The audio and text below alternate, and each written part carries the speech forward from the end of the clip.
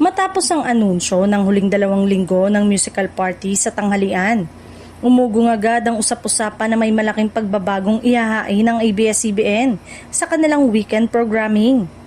Ayon sa mga insider, hindi raw basta mawawala ang ASAP, kundi magkakaroon ito ng pagbabago sa time slot o format, kasabay ng pagpasok ng isang bagong programa na inaasahang i-anunsyo sa mga susunod na araw.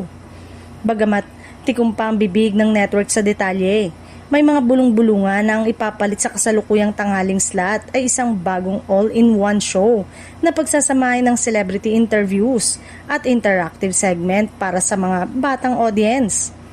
Layunin umano nitong makasabay sa pagbabago ng viewing habit, lalo na sa digital at social media platform. Hindi rin malayong maging mas compact at fast-paced ang format ng bagong programa kumpara sa tradisyonal na variety show style ng ASAP.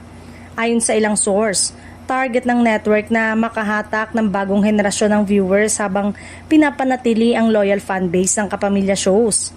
Samantala, tiniyak naman ng mga malalapit sa produksyon na hindi tuluyang mawawala ang ASAP sa telebisyon dahil inilipat nga ito sa primetime slot. Matatandaang ang ASAP ay isa sa pinakamatagal at pinakasikat na musical variety show sa bansa.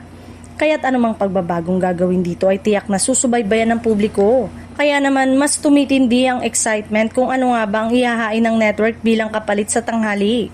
Sa ngayon, abangan na lamang ang opisyal na pahayag mula sa ABS-CBN sa mga darating na araw dahil siguradong may bago na namang aabangan ang mga kapamilya tuwing linggo.